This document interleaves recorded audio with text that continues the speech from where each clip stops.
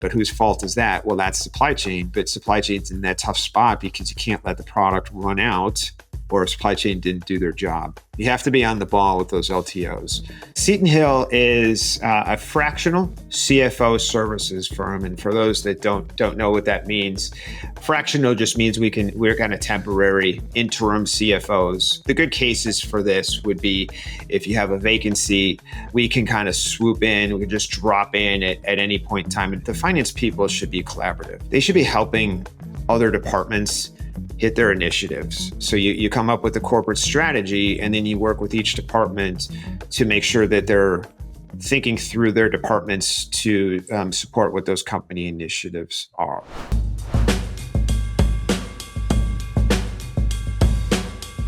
Welcome to Farm to Fork, the Innovators. I'm David Maloney, president of Datum FS. With over 40 years in the food supply chain, we explore the stories and strategies transforming how we produce and serve food. Our guest innovator today is Andy Raabe, CFO of Seaton Hill Partners. Andy brings a wealth of expertise in finance and supply chain management, particularly with emerging restaurant brands. His impressive career includes serving as finance and supply chain executive at Potbelly and as CFO at Raabe, giving him a unique perspective in the intersection of operations and strategy in the food service industry. Today, we dive into some fascinating topics, including how to build supply chains from scratch for emerging brands, Andy's insights into tackling supply chain challenges from a finance perspective, best practices for fostering collaboration between finance and supply chain teams, and the ability for vendors to deepen their relationships into the food service entity, including finance. So buckle up, hit that subscribe button, and let's harvest progress together. This is Farm to Fork, the Innovators, where the future of the food supply chain starts with this episode. All right, Andy, welcome to the show. Tell us a little bit about yourself. Thanks, David. It's great to be here. So my background probably a little different than some of your other guests. I started out as an engineer. I was kind of always math and science nerd in high school, and father was an engineer, so it kind of made sense. Went to Wisconsin, became a mechanical engineer, did aerospace engineering for about 5 years, and then I realized that the career progression of an engineer, it wasn't quite what I wanted it to be. So I went and got an MBA in finance, and that kind of started my finance career. And as I know we're going to talk about a lot, the relations between finance and supply chain, but I'll be heavy finance in this podcast. It was great. I worked for a big company in the finance group, did the typical FP&A functions, got to support a lot of different parts of the business, and that's going to be a big theme today. And then most interesting for your listeners is the restaurant space. So I kind of actually fell accidentally into the restaurant world. My girlfriend at the time was looking for a job. She was in accounting, and I happened to come across this manager of FP&A for Potbelly Sandwich Works. And I was such a big fan of the brand, and they were local.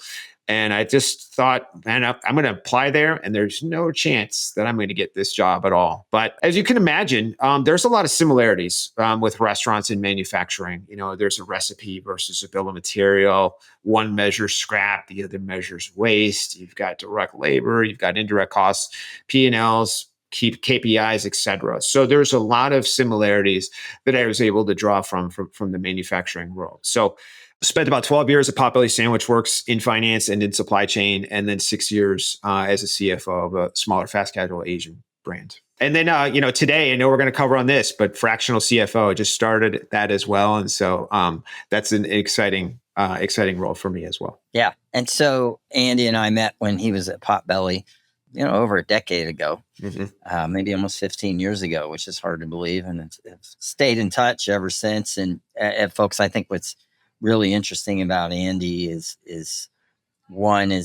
he's really kind of a finance guy with some supply chain experience. And, we kind of lean on the best practices of finance and supply chain, how they collaborate.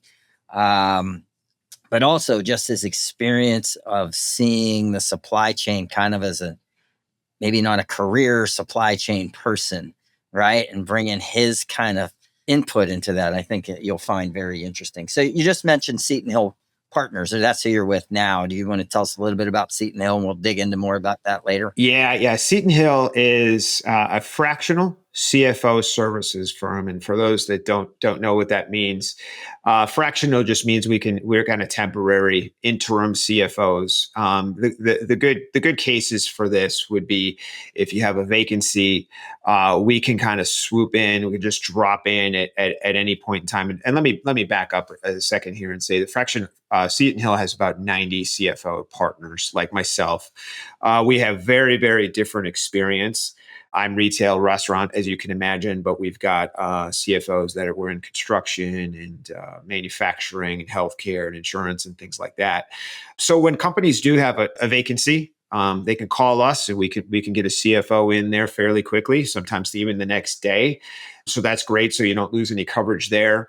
Probably more interesting would be sort of project based. So if you're interested in acquiring another company or you've been acquired and you need to integrate your systems, we can help with things like if you want to go public, if you need to build out a team, if you need to implement an ERP system. And actually to me, one of the best benefits is for a smaller organization. So I've kind of grown up through smaller to mid-sized organizations. And if you're small and you don't want to bring in a full-time CFO, because that's difficult, right? A full-time CFO is expensive and you're going to have to pay a bonus and you're going to have to pay equity and it can take a long time.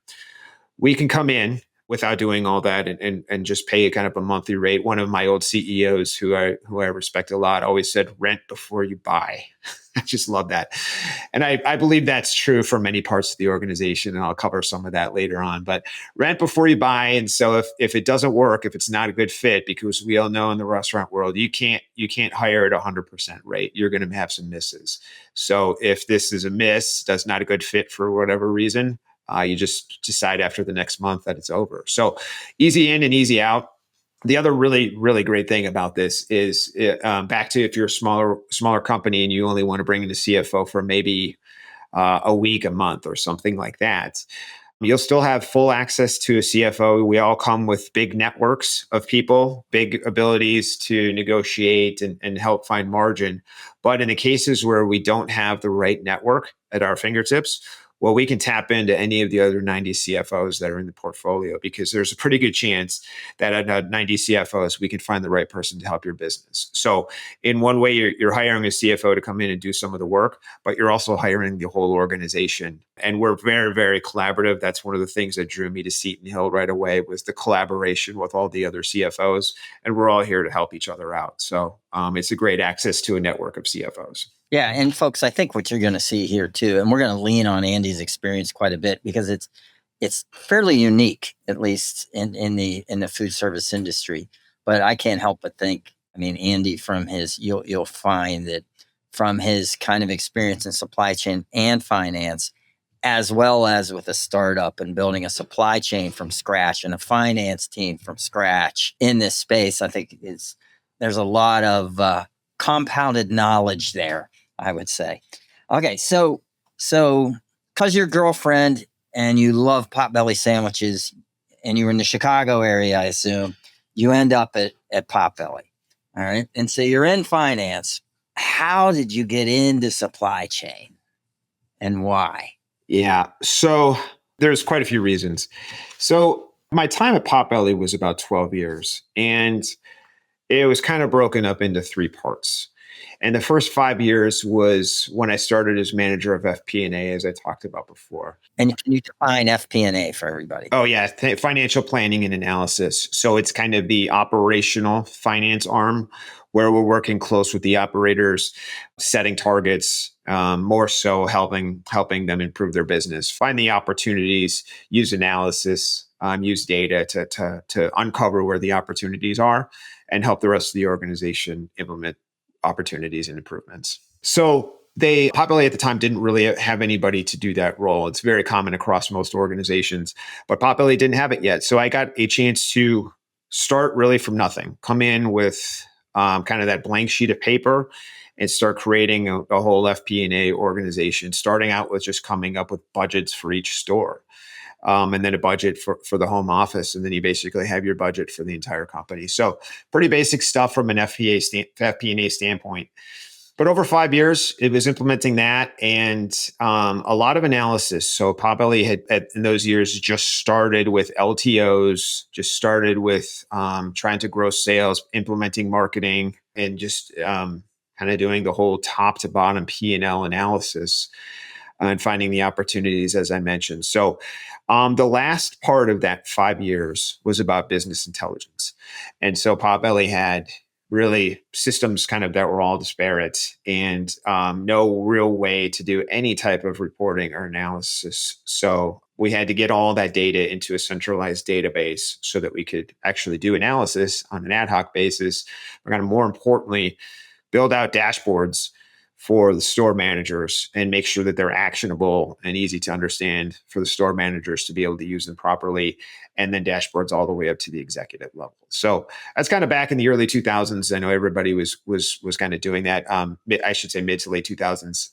That was kind of my first 5 years. So now back to your question about supply chain. It took me a long time to get there, but what I decided at that 5 year point was that I had sort of done a lot of the work and I was real proud of what I had accomplished. And it was just time, 5 years. It was just kind of time to do something else. I think a lot of people start looking to move to a different organization after that kind of 5 year period. Well, I did a lot in the organization and I think I did a good job of kind of making a name for myself within that organization, and it was growing. And when you join a growing company, chances are somebody's going to tell you there's a lot of opportunity. Well, this was a good example of getting an opportunity. So I decided to move over to supply chain for two reasons. One, to help myself, because I believe with my background, I believe in learning of a lot of different things through a lot of different ways. I go shallow in a lot of things rather than deep in one thing. Engineering, finance, and now supply chain. So I got to try something new and learn a lot in doing so. The other thing was the group needed help. To be totally honest with you, I knew that I was going to be able to make some immediate impact with some of the low hanging fruit. I also got to work for somebody who is the complete opposite of me. So if I was the numbers, the science guy, he was the culture, the training, kind of the feel good person, which I actually needed because that's exercising that leadership muscle. And it was great to work for somebody like that because finance, accounting people, they're not always known for their leadership. So it was good to go work for an operator who really drove leadership and culture in the organization. Cool. So give us a sense, like at the time, Potbelly was probably a couple hundred restaurants or so when you transition supply chain, but a fast growing brand. Mm-hmm. Is that right? Yes, that's right. All corporately owned. Yes.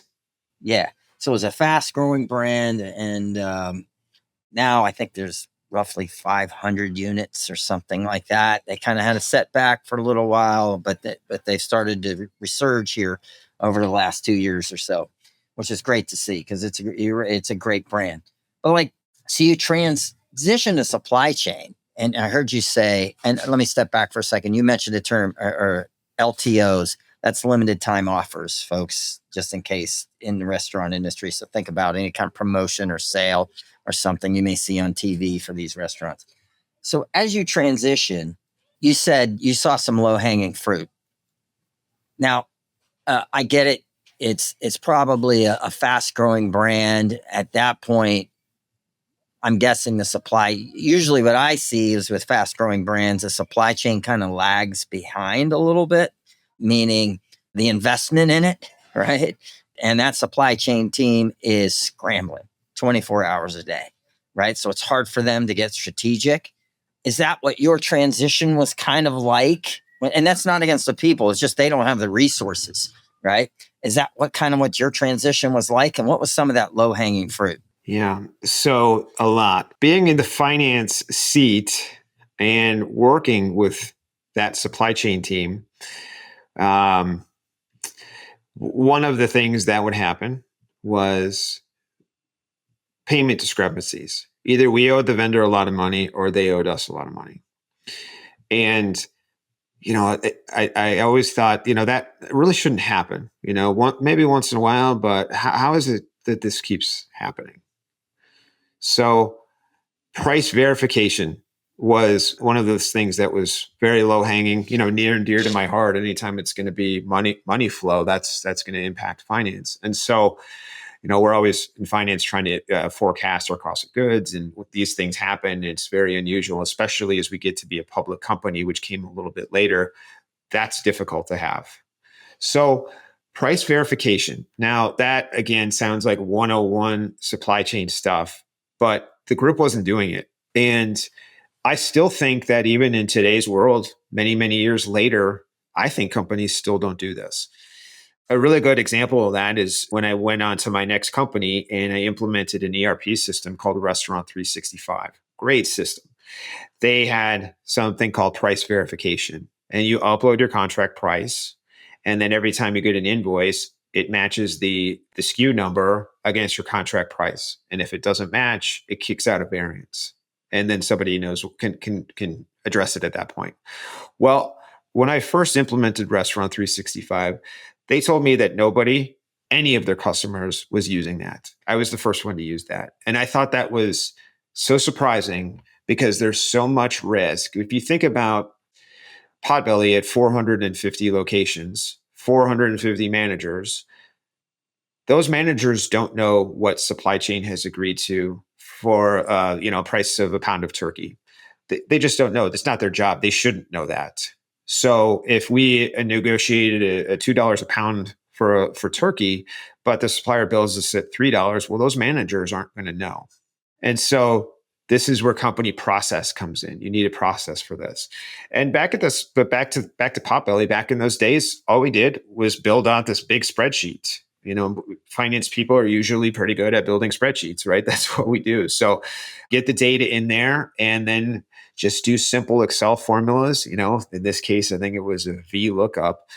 I won't do many Excel formulas in this podcast, don't worry. But, put a VLOOKUP in and you download your daily actuals and match it up against your contract and kick out the variances. And then you can see them and address them immediately. Now, it's just a spreadsheet. That's it.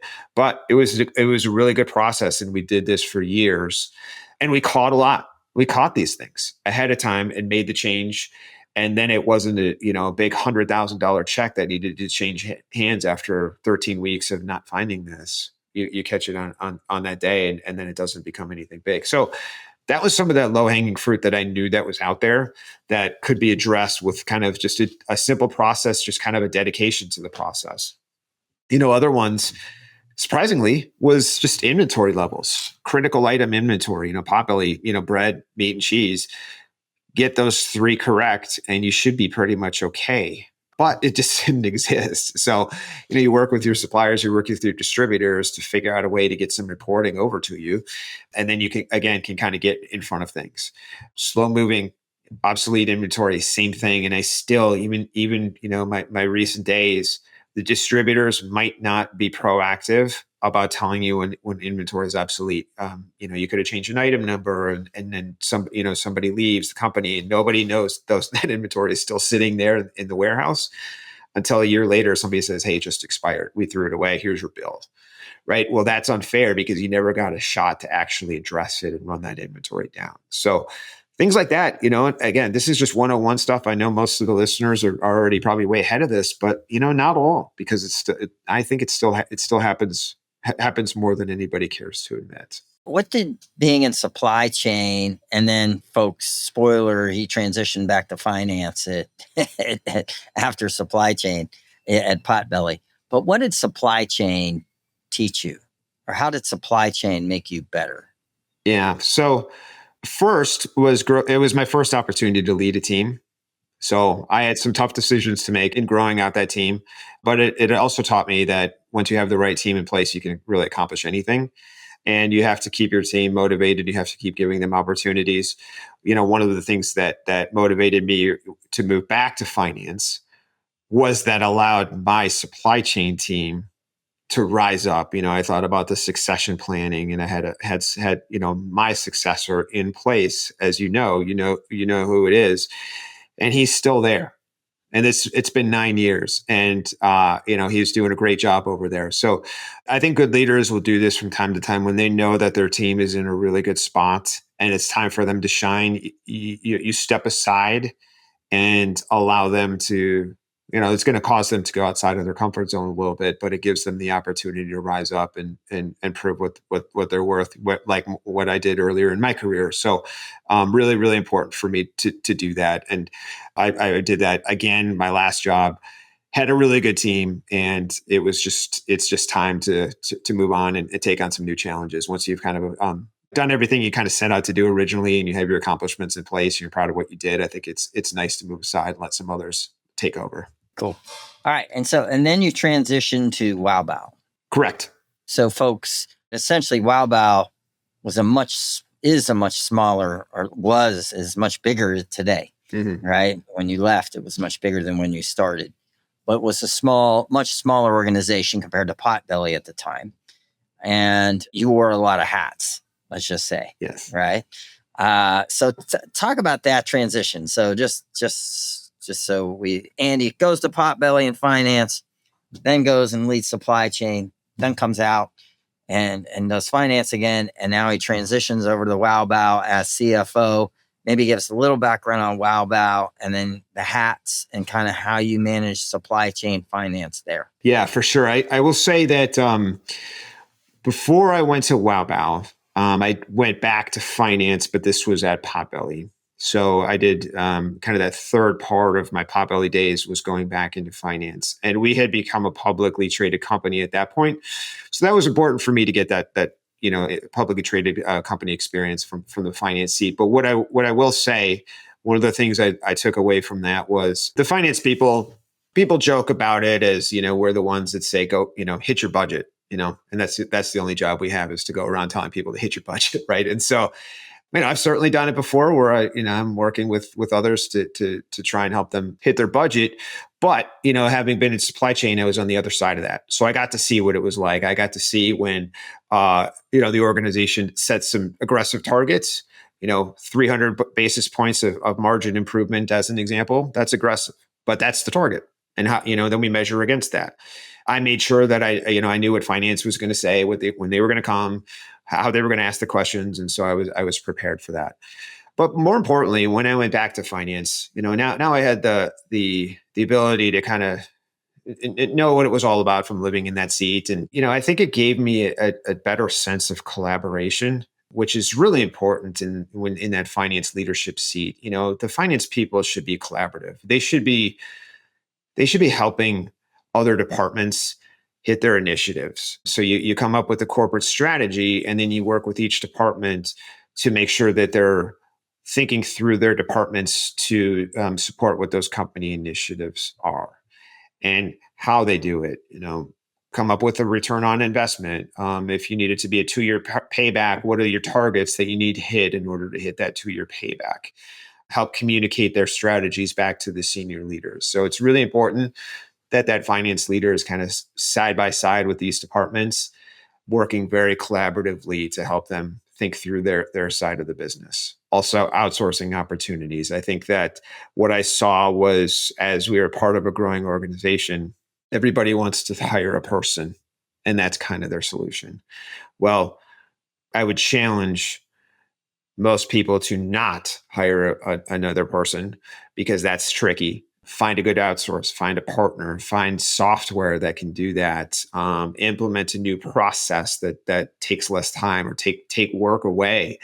Finance world, take reporting away, because nobody looks at those reports anymore. You just find that out. So it's just kind of good. Sometimes that's called zero-based, right? Zero-based budgeting. Start with that blank sheet of paper and figure out what you actually need. So some good habits there by me having that opportunity to live in the supply chain world or the non-finance world for a few years, for sure.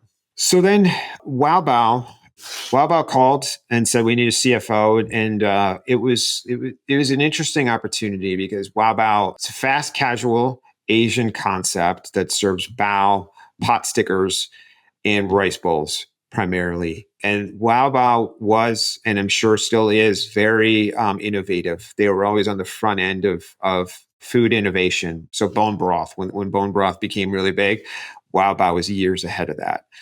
And so it was a good opportunity for me to be a CFO for sure, but take on the accounting because my background was finance and financial planning and analysis. I hadn't really had the world of accounting, so I needed to be an accountant for a while and do debits and credits and enter invoices and do the work. We were a small company, as you said. We only had 3 corporate restaurants at the time. We were sold out of a parent organization, which was much larger. And the private equity group that purchased it was kind of wanted to follow that Potbelly model, which was put some capital in and grow out to be hundreds of corporate restaurants. So really good to set up your processes with knowing what that strategy is. That's another thing that I wanted to talk about with finance is usually responsible for the strategic planning. And that's always a tough exercise because you're trying to project what the business is going to look like in 3 or 5 years. But what you do find out is what you are trying to accomplish. Because if Raabe wanted to open 200 corporate restaurants, well, you're going to make decisions now to support what that's going to look like years from now. And if the goal is to not open corporate restaurants, but to do something else, well, you might make a different decision. So that strat planning is a really important exercise because it helps you make the right decisions in order to support that strategy for 2 years from now. So I got to join with this kind of blank sheet of paper and start with really nothing. Put in the ERP system. Restaurant 365, as I mentioned, is a great tool and solved a lot of the things that Potbelly needed. So when I said Potbelly had all these disparate systems, the point of sale system was different than the food cost, which was different than labor and a few other things. Well, Restaurant 365 basically did all of it. So I knew that was going to be a good solution. Then it was figuring out the rest of the economics across the P&L. And this is where I think supply chain can be helpful as well. Construction costs. Who is responsible for helping with reducing construction costs? Well, it could be supply chain, but it might not be. It might be nobody. So that's a really good example of where supply chain, I think, can sort of help drive enterprise value. It's, supply chain is not just about driving a point or two out of food costs and helping margin, but they should be looking at all these vendors through G&A and helping out. The marketing team wants to bring on a PR company. Well, supply chain can help with that, is certainly with contract negotiation and just contract terms, because supply chain does that every day. So, Raabe was a really good opportunity for me to do all that and also build out a supply chain from really, again, kind of from the ground up. One of the things that was, to back to your earlier question about challenges in the world of supply chain, there seems to always be a chicken and egg, where Raabe was small, but we knew we were going to be big. Well, you can't always get to be big without a good supply chain. And so you need your supply chain to grow, but you can't really grow until your supply chain is there. It's much easier to build out your supply chain when you already have that leverage and that buying power. So chicken and egg, it's a tough year. Tough couple of years building up that supply chain, but that's one of the giant challenges, I think, is doing just that, is building that supply chain when you're supporting a growing company. Now, back to your other questions about how finance can be involved in this. Well, a lot of times your suppliers and your distributors are going to want to help you, but they may not be able to believe exactly what you're saying about all your growth. If you're going to call them up and say, hey, we're going to double next year, well, that's a pretty big bet that you're asking the distributor and your suppliers to take on. And so they may not do it, but you may be 100% sure that it's coming or close to it. Well, what you can do is get your finance team involved. And there's a lot of ways to solve some of the heartache that your distributors and your suppliers are feeling. They have their own working capital issues. For sure. If you want to build inventory at the distributor, that's the distributor's working capital. Same thing with the supplier. So you can use some of your own cash to help out your suppliers and your distributors. We used to do deposits. We did a lot with payment terms, guarantees. Sometimes that's what it takes. It's not fun to sign a guarantee, but you should at least look at it. And this is where you should be looping in finance, because to my point earlier about being collaborative with supply chain and finance, this is a really good place to do it, because your supply chain won't be able to do it on their own. They're going to need some help from the rest of the organization. You mentioned the term collaboration earlier, but that collaboration should extend to your supply chain partners. Absolutely. Yeah. And is it fair to say they have every right to be profitable as the corporate restaurant entity does, or the operator does, or anything? I believe that a lot. I think that when you're working with your partners, it's important to make sure that you recognize they're there to make a profit. You can't be adversarial with some of these negotiations. You can't take all the money, because if your suppliers, if they go bankrupt, well, you don't have a supply chain at that point. So yeah, the whole point of being part of a growing business is that everybody wins. And so you have to find wins for everybody, not just yourself. Yeah. And every time I talk to a supplier, or quite honestly, a distributor, it's like, help me find the emerging brands. They want to grow. That's the way they see their growth, right? They want to find those emerging brands, but you can certainly understand how, as you mentioned, they have some capital they need to invest as well. And I mean, they're investing in that emerging brand. They want to see a return, and then they quite honestly should deserve a return. Right? Exactly. Yeah. So, okay. So as a kind of a finance guy that has some supply chain experience, just briefly, what do you see as the major challenges in the food supply chain today? Yeah. Other than things I already kind of covered with the experiences I had around growth and some of the low-hanging fruit. The LTOs, they're always an interesting one, the limited time offerings. This goes back to, again, collaboration and consensus. The supply chain, there was so many times where I felt like when I was running supply chain, I was trying to make decisions about how much product to bring in without really any help, without any consensus. You'd ask the marketing team, what do you think this is going to do? Well, they're probably not going to want to give you a real good answer, or they're going to give you a wide range, or they're just going to give you the standard 5%, right? I mean, that's probably what you're going to get. It's not great, but the reality of the situation is that's probably what's going to happen. Now, I think that what really helped me through a lot of this was, again, kind of having finance in my back pocket, because I had access to reporting. Finance people generally have access to almost all the reporting. I had access to that reporting. And so I could go in every day and look at menu mix and sales and all those types of things. And I think sometimes that supply chain people don't have access to those reports. And so you're asking somebody, hey, can you tell me what this did? Or, you're waiting for the weekly distribution of some report to come out. But chances are that's going to be marketing based and not supply chain based. So you're still maybe not going to be able to get all the information that you need. That really helped me out a lot. Now, I think that what I saw is a lot of these LTOs lasted a quarter, so probably about 13 weeks, but there was always a honeymoon for us. And so it might mix, the first time it rolls out, everybody's excited about it. And your store managers might have some type of a bonus or a kicker or something like that. And the excitement just kind of wears off, right? It just does. And so then you're relying a little bit on the advertising, the in-store marketing, maybe you have some external marketing going on, but you rely on that. And so your first day, your first week, these LTOs might mix double or even triple what the steady state will be after that 13th week. And I think that supply chain can have a tendency, or could have run the risk of overreacting to that.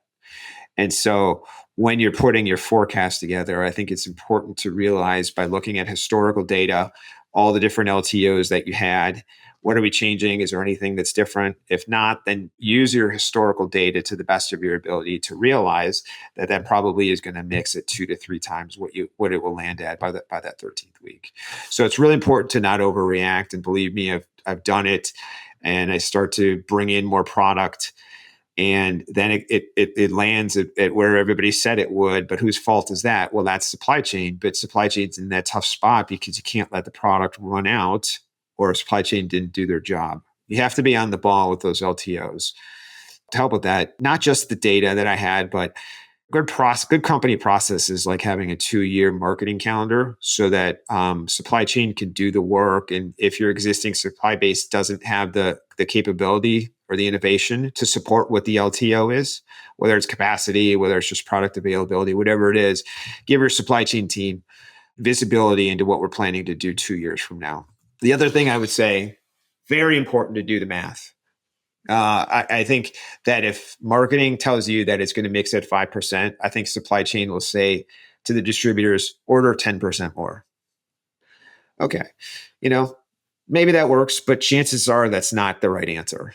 And so I have a really, really funny example of this where Potbelly was going to do a bacon promotion, and bacon was on about 1 to 2% of the sandwiches. That's it, 1 to 2%. And it was two strips of bacon.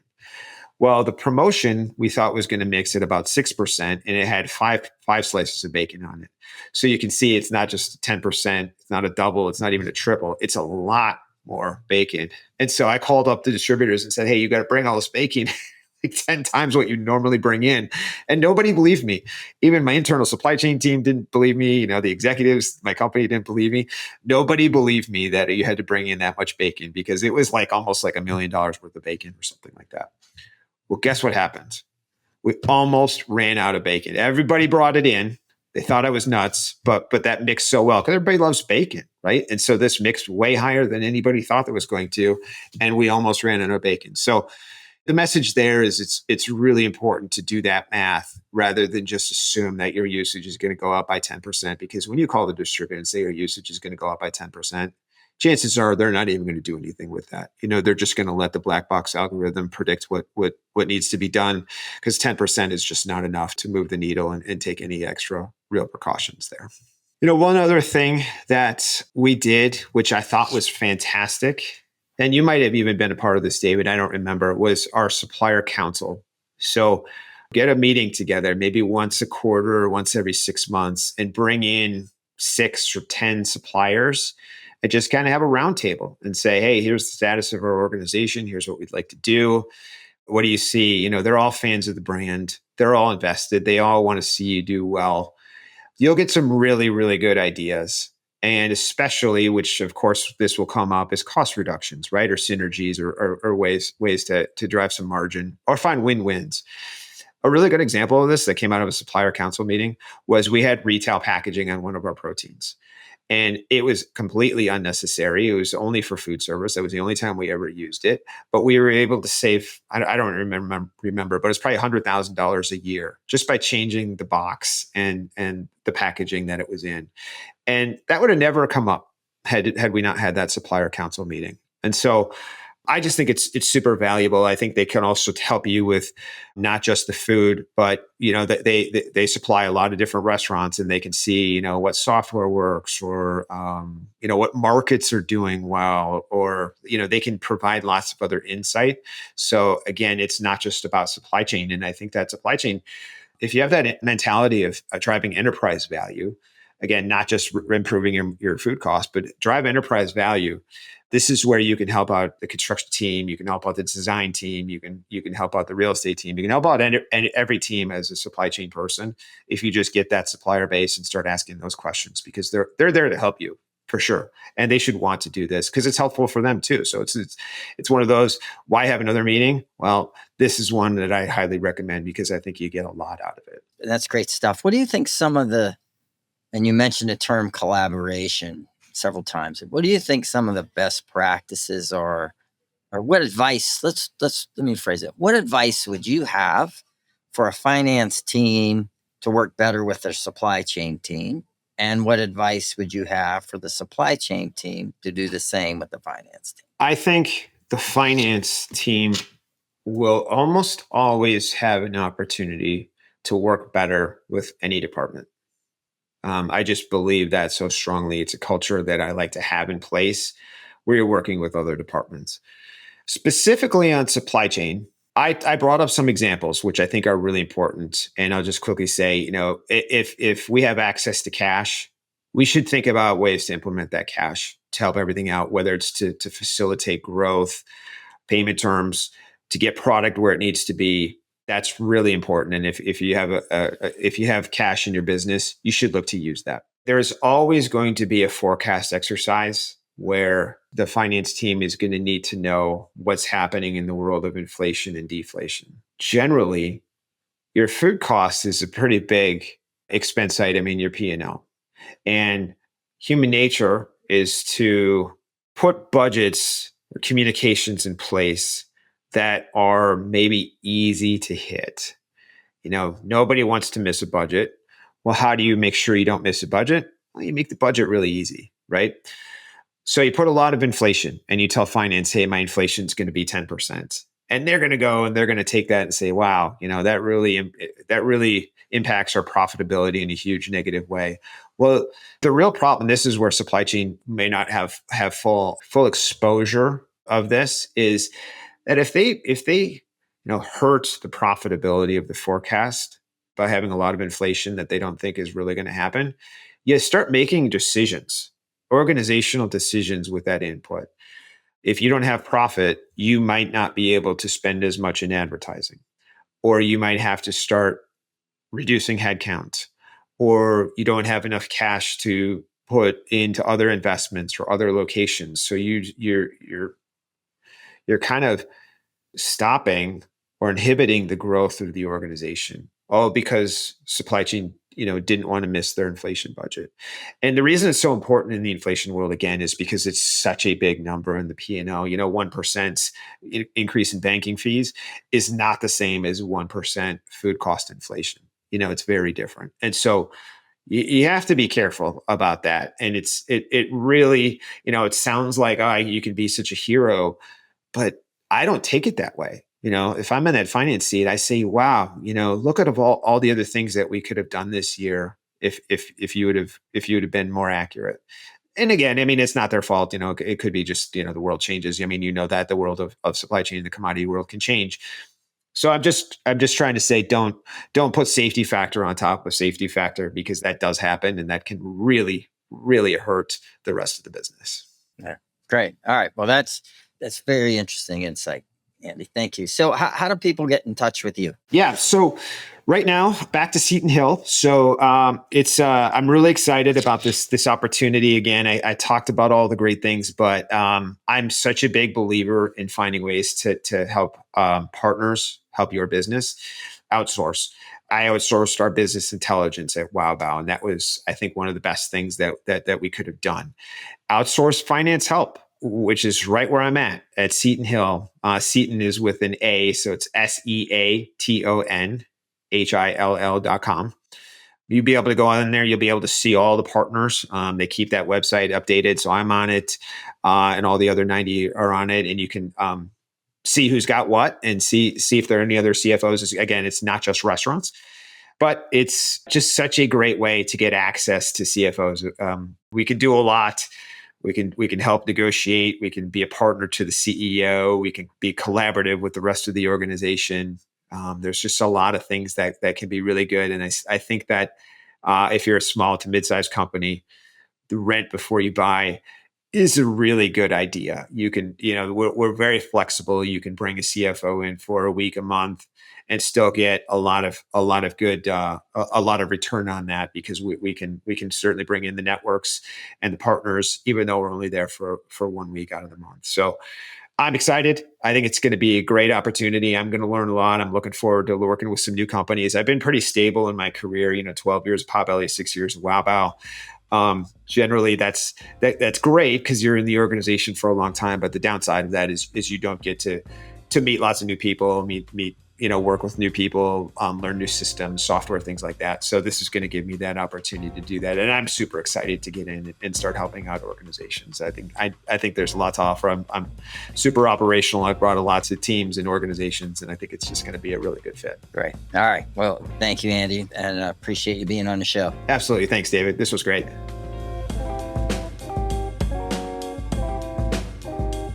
That brings us to the end of another insightful journey through the fields of innovation on Farm to Fork, the Innovators. It's an honor to have you listen. If you found today's episode as fascinating as we did, don't forget to share it with a friend, write a review, and hit that subscribe button so you never miss another episode. Farm to Fork is not just a podcast, it's a community of forward thinkers and change makers. Your thoughts and ideas matter to us. Reach out on social media or through our website, datumfs.com, and be a part of the ongoing conversation. As we wrap up today, remember, the future of the food supply chain is in our hands.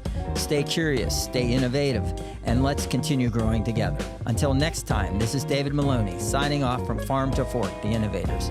Thank you for being a part of this community. See you in the next episode.